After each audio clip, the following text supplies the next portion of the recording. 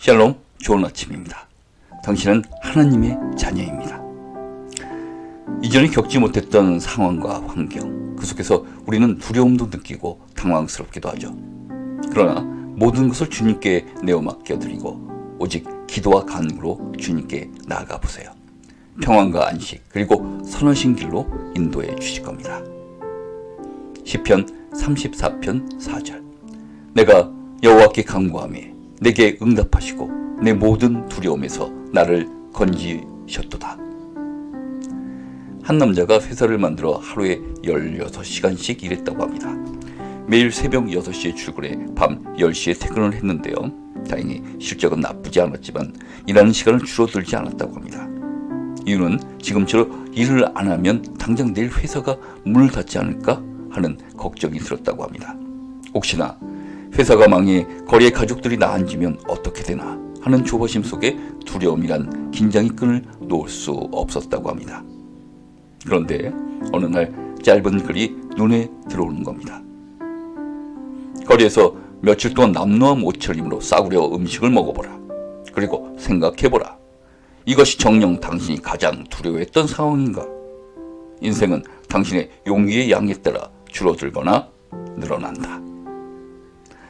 자신이 가장 최악으로 생각했던 모습이 글에 등장하는데 이런 생각이 들었다고 합니다. 날 가장 두렵게 한 결과가 겨우 이거였어? 그런데 그때 조급함이 사라지고 어디선가 감사한 마음이 들었다고 합니다. 동시에 감옥에서도 하나님의 놀라운 평안을 경험했던 사도 바울의 고백이 생각났다고 합니다. 빌립보서 4장 6절부터 13절.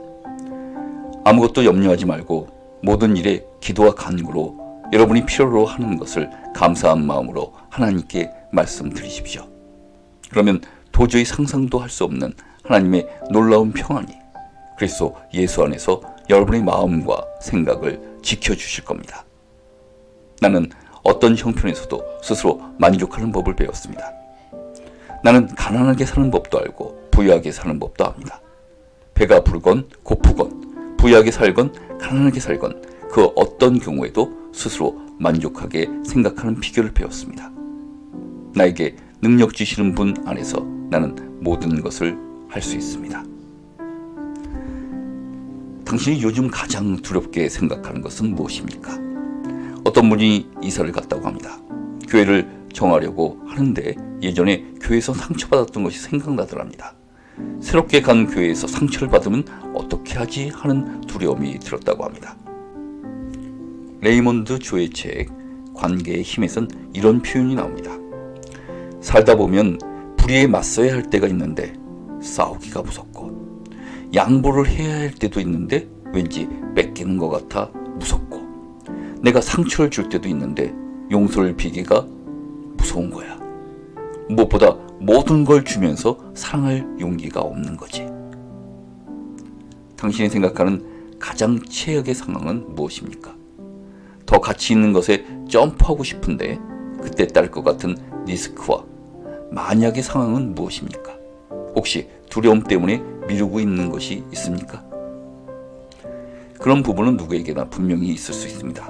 그러나 이런 용기 없는 우리들을 위해 예수님이 오셨습니다. 하나님은 자신의 아들이신 예수님을 이 땅에 보내셔 가장 가치 있는 일을 선택하게 하셨습니다. 죽기까지 우리를 사랑하신 예수님의 용기는 우리가 어떤 최악의 상황이라도 할지라도 다시 일어설 수 있는 힘을 주셨습니다. 구원의 기쁨을 허락하셨습니다. 죽기까지 우리를 사랑하신 예수님의 용기는 우리가 어떤 최악의 상황이라 할지라도 다시 일어설 수 있는 힘을 주셨습니다. 구원의 기쁨을 허락하셨습니다. 이사야 53장 5절. 그가 찔림은 우리의 허물 때문이요 그가 상함은 우리의 죄악 때문이라. 그가 징계를 받음으로 우리는 평화를 누리고 그가 채찍을 맞음으로 우리는 나음을 받았도다. 최악의 상황을 생각하며 조바심 날 때가 많습니다. 그러나 예수님의 사랑을 받은 우리에겐 최악이라는 단어는 어울리지 않습니다. 최악 중에도 다시 일으켜 주실 예수님을 기대하십시오. 오늘도 좋은 일이 일어납니다.